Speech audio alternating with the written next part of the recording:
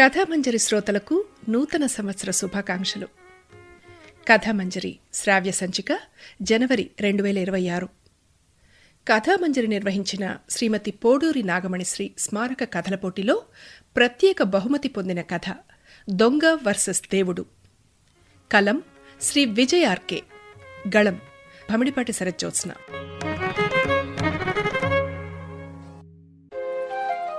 శిశుపాలుడు 100 తప్పులు చేసే వరకు కృష్ణుడు క్షమించాడు.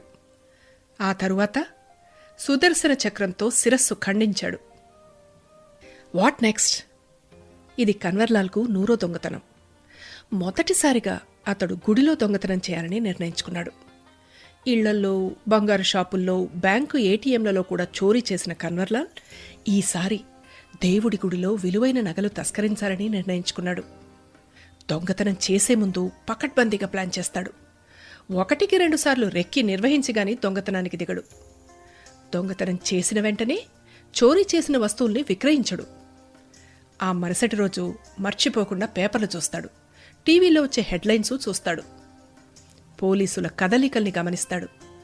దొంగతనం జరగగానే నిఘా ఉంటుంది కాబట్టి తన ఇంటి నుంచి ఇంచి కూడా కదలడు. బస్ స్టాండ్స్, రైల్వే స్టేషన్స్ జల్లెడ పడతారు కాబట్టి వాటిని బాగా అధ్యయనం చేస్తాడు. చిన్నా చితక దొంగతనాలు వదిలేసి 100వ దొంగతనం గ్రాండ్గా గుర్తుండేలా ఉండాలని ఈసారి శ్రీకృష్ణుడి ఆలయాన్ని టార్గెట్ చేశాడు. ఈ నిర్ణయం తన ఫేట్ని లూప్ లైన్లోకి లాక్కెళ్తుందని తెలియక. గుడి ఎప్పుడు మూస్తారు, ఎప్పుడు తెరుస్తారు, గుడిలో ఏ మూల నక్కి ఉండాలి, ఏం చోరీ చేయాలి, ఇలాంటివన్నీ మ్యాప్లా మెదడులో డ్రా చేసుకున్నాడు. సరిగ్గా అర్ధరాత్రి 12 గంటల తర్వాత కృష్ణుడి గుడిలో సాక్షాత్తు శ్రీకృష్ణుడి కిరీటాన్ని దొంగిలించాడు. ఆ స్థానంలో నకిలీ కిరీటం పెట్టేశాడు. మిగతా వాటి జోలికి వెళ్లలేదు. కిరీటం ఒక్కటే చాలా విలువైంది. కృష్ణుడి చేతిలో మురళి, మిగతా ఆభరణాలు అలాగే ఉంచాడు, ఎవ్వరికీ అనుమానం రాకుండా. ఈసారి ఎక్కువ కాలయాపన లేకుండా చోరీ చేసిన వెంటనే కిరీటాన్ని అమ్మేశాడు దేవుడి నగలు కొనే చమన్లాల్కి. ఆ వ్యాపారి అసలు పేరు అది కాదనుకోండి, అతని దగ్గర ఎప్పుడూ 10 మందికి పైగా మిరికెల్ లాంటి బౌన్సర్లుంటారు. దొంగతనాలు చెయ్యడు, చేయించడు, కానీ దొంగిలించిన సొత్తును తక్కువ ధరకి కొంటాడు. కిరీటాన్ని చమన్లాల్కు అమ్మగా వచ్చిన డబ్బును 500 నోట్ల కట్టలను 2 జేబుల్లో పెట్టుకుని కన్వర్లాల్ టీవీ చూస్తున్నాడు. మొట్టమొదటిసారిగా అతని సంతోషానికి హద్దుల్లేవు. అప్పుడే హాఫ్ పూర్తి చేసేశాడు. మరో హాఫ్ ఓపెన్ చేసేలోగా అతని ఫేట్ తాగిన విస్కీ కిక్కు కక్కేలా చేసింది. టీవీలో కృష్ణుడి కిరీటం చోరీ అయిన వార్త రానందున సంతోషంగానే ఉంది. ఆ సంతోషాన్ని పూర్తిగా ఎంజాయ్ చేయకముందే అతడి మైండ్ బ్లాంక్ అయ్యే సంఘటన జరిగింది. కిరీటం అమ్మగా వచ్చిన డబ్బులు బీరువాలో పెట్టబోతూ షాక్ అయ్యాడు. లోపల బీరువాలో కృష్ణుడి కిరీటం, తను గుళ్ళో చోరీ చేసిన కిరీటం, తను చమన్లాల్కు అమ్మిన కిరీటం, తనింట్లో తన బీరువాలో. తను తాగిన మత్తులో లేడు కదా. ఫ్రిడ్జ్లో ఉన్న ఐస్ క్యూబ్స్ నెత్తి మీద గుమ్మరించుకుని చూశాడు. కిరీటం ధగధగా మెరిసిపోతోంది. వెంటనే చమన్లాల్కు ఫోన్ చేద్దామనుకున్నాడు. అవును, చమన్లాల్కు ఫోన్ చేసి ఏమని అడగాలి? కిరీటం తన దగ్గర ఉందని తెలిస్తే తోలుదీసి ప్యాంటుకి బెల్ట్ తయారు చేయించుకుంటాడు. పోనీ ఈ కిరీటం వేరే వాళ్ళకు అమ్మితే? ఈ ఆలోచన కన్వర్లాల్కు విస్కీ కన్నా ఎక్కువ కిక్కిచ్చింది. వెంటనే కిరీటాన్ని ఒక బట్ట సంచిలో పాత కాగితాల మధ్య పెట్టాడు. ఇంటికి తాళం వేసి కిరీటాన్ని కొనే తాహత్తు దమ్ము ఉన్న దయాళ్ దగ్గరికి వెళ్ళాడు. అప్పుడప్పుడు ఖరీదైన దొంగ సొత్తు బంగారం అక్కడే అమ్ముతాడు. దయాళ్ కిరీటాన్ని గీకి గీకి చూసి సంతృప్తిగా నిట్టూర్చి 500 నోట్ల కట్టలిచ్చాడు. కన్వర్లాల్కు రెక్కలు లేకుండానే గాల్లో ఎగురుతున్న ఫీలింగు. నోట్ల కట్టలు పారాచూట్లా అనిపించాయి. అయినా అతడిని అనుమానం తొలుస్తూనే ఉంది. ఇది ఎలా జరిగింది? తాను చమన్లాల్కు అమ్మిన కిరీటం తన ఇంట్లోకి ఎలా వచ్చింది? తాగిన మత్తులో చమన్లాల్ ఇంటికి, అదే చమన్లాల్ బీరువాకి కన్నం వేసి కిరీటం ఎత్తుకురాలేదు కదా. అలా ఆలోచిస్తూ మెదడు రాజస్థాన్ ఎడారిలో రేకుల షెడ్డులో పెట్టినట్లు తల వేడెక్కడంతో దగ్గరలో ఉన్న జలపాతం బార్లో పీకల దాకా తడిసి తాగి ఇంటికొచ్చాడు. మంచం మీద అడ్డంగా పడుకున్నా అడ్డమైన డౌట్సు పీకాయి. తూలుకుంటూ వెళ్లి దయాలిచ్చిన డబ్బులు బీరువాలో పెట్టబోతూ భయంగా చూశాడు. కన్వర్లాల్ కళ్ళు మెలమెలా మెరిశాయి. హమ్మయ్యా, కిరీటం లేదు, అనుకుంటూ అడ్డంగా పడుకుండిపోయాడు. పొద్దున్నే బకెట్ నీళ్లు తల మీద డాన్స్ చేసేసరికి ఉలిక్కిపడి లేచి భార్య వంక కోపంగా చూశాడు. మొగుడిని నిద్రలేపే పద్ధతి ఇదేనా అని అరిచి కరిచినంత పనిచేశాడు కన్వర్లాల్. గంట నుంచి గంట కొట్టి మరీ లేపుతున్నాను, లేస్తేనా? మర్యాదగా ఏమండి నిద్రలేవండి అంటే లేస్తారా? మిసెస్ కన్వర్లాల్ కూడా సేమ్ టోన్లో అరిచేసింది. ఇప్పుడు ఏమైంది? మన ఇంట్లో ఎవరన్నా దొంగలు పడ్డారా? నన్ను మించిన దొంగ ఎవరు? చిరాగ్గా అన్నాడు. దొంగలు పడి నిన్నెత్తుకుపోయినా బాగుండు అని గొణుగుతూ మొగుడి చేయి పట్టుకుని బరబరా ఈడ్చుకు వెళ్ళినంత పనిచేసింది. మొగుణ్ణి బట్టల బీరువా దగ్గరికి లాక్కెళ్ళి బీరువా తలుపు తీసి మొగుడు మొహాన్ని బీరువాలోకి తోసింది. ముందు ఊపిరాడక తర్వాత ఊపిరిపోయినంత పనైంది. లోపల కిరీటం. భార్య బట్టల బీరువాలో కిరీటం. రాత్రి దయాల్కి అమ్మిన కిరీటం. అంతకుముందు చమన్లాల్కు అమ్మిన కిరీటం. కన్వర్లాల్కి నోట మాట రాలేదు. ఇదేంటి ఇక్కడ? తనలో తానే గొణుక్కున్నాడు. అదే నేను అడుగుతున్నాను, ఇదేంటి ఇక్కడ?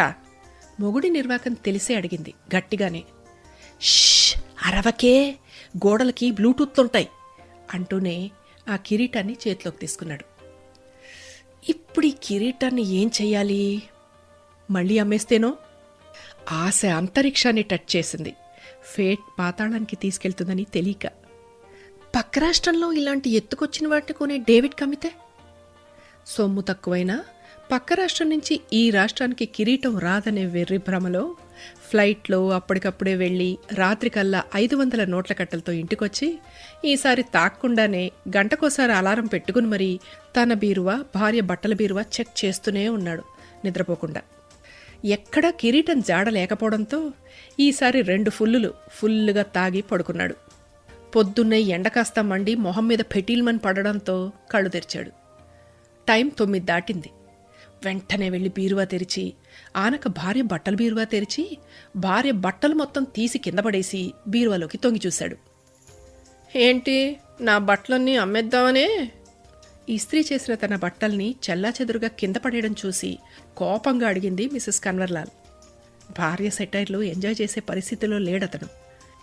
అయితే కిరీటం కనిపించకపోయేసరికి భార్యని ఎత్తుకుని గిరగిరా తిప్పాడు. కళ్ళు తిరిగినట్టయి కోపంగా మొగుడి వంక చూసింది. అప్పుడే స్కూల్ బ్యాగ్తో స్కూల్కి బయలుదేరిన పుత్రరత్నం, అమ్మోయ్, నా బ్యాగ్లో బుక్స్ ఎవడో దొబ్బేశారే అని అరిచాడు వెనక్కి తిరిగి. బుక్స్ దొబ్బేయడమేమిట్రా, అది మీ నాన్న ఉండగానే అంటూ కొడుకు వీపున వేళ్లాడుతున్న బ్యాగ్ని చూసి, ఏరా జోకులేస్తున్నావు పొద్దున్నే జబర్దస్త్ చూసావా ఏమిటి? సెటర్లేస్తున్నావు కసిరింది. వెంటనే ఆ పుత్రరత్నం తన వీపుకు వేళ్లాడుతున్న స్కూల్ బ్యాగ్ తీసి బ్యాగ్ ఓపెన్ చేసి చూపి, చావండి, వీపుకు ఏదో గుచ్చుకుంటోంది అన్నాడు. Kanwarlal 7th sense warning issue చేసింది. స్కూల్ బ్యాగ్ ఓపెన్ చేస్తే లోపల ధగధగా మెరుస్తున్న కిరీటం. తగా అరిచాడు కన్వర్లాల్ గొంతు పెగిల్చుకుని.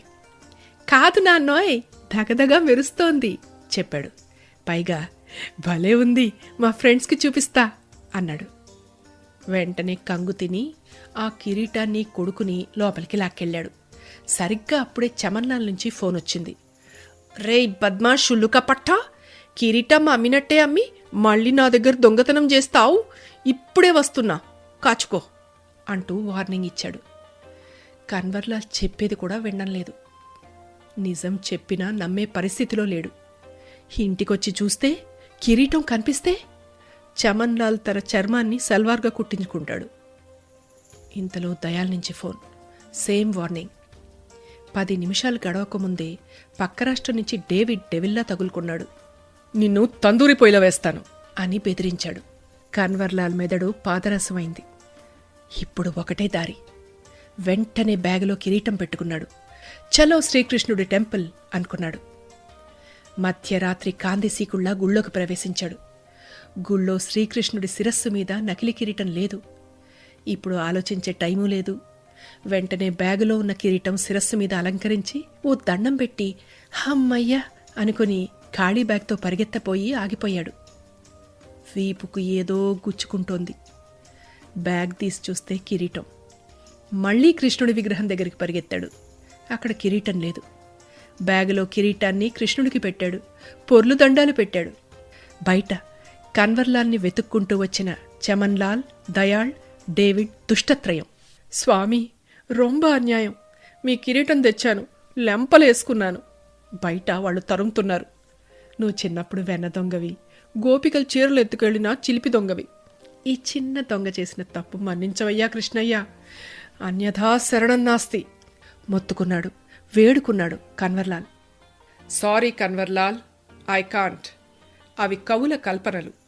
నువ్విప్పుడు నిజమైన దొంగవి. నువ్వు చేసిన దొంగతనానికి నిన్ను కాచిన దొంగలకు శిక్ష పడాలిగా. చేసిన తప్పుకు మళ్ళీ తప్పు చేయకుండా ఎక్కడో ఎందుకు, ఇప్పుడే ఇక్కడే, చచ్చాక నరకంలో కాదు, ఆలోచించుకో. కృష్ణుడి విగ్రహం మాట్లాడినట్టనిపించింది. అవతార పురుషుడి మాటల్లో పరమార్థం బోధపడినట్టనిపించింది. సరిగ్గా అప్పుడే గాలి దుమారం. ఒక పేపర్ ఎగురొచ్చి కన్వర్లాల్ మొహాన్ని తాకింది. ఒక దొంగ దొంగతనం చేసి ఆనక పశ్చాత్తాపంతో తిరిగి దేవుడి విగ్రహాన్ని దేవుడి గుడిలోనే పెట్టిన వార్త. కన్వర్లాల్ ప్యాంటు జేబులో నుంచి స్మార్ట్ ఫోన్ తీశాడు. అన్ని మీడియా ఛానల్స్కు ఫోన్ చేశాడు. ఆలయం చుట్టూ మీడియా హడావిడి. తాను దొంగతనం చేశానని, పశ్చాత్తాపంతో తిరిగి ఆ కిరీటాన్ని అప్పగిస్తున్నట్లు చెప్పాడు. తాను ఆ కిరీటాన్ని ఎవరెవరికి అమ్మాడో వాళ్ల పేర్లు చెప్పాడు. కన్వర్లాల్ను వెంటాడిన చమన్లాల్, దయాళ్, డేవిడ్ దొరికిపోయారు, వాళ్ల దగ్గరున్న దొంగ సొత్తుతో సహా. నేరం ఒప్పుకుని అప్రూవర్గా మారిన కన్వర్లాల్కు స్వల్ప శిక్షే పడింది. జైల్లోకెళ్తున్న కన్వర్లాల్ మనసు తేలిగ్గా ఉంది. బ్యాగ్ కూడా తేలిగ్గా ఉంది అతడి మనసులా.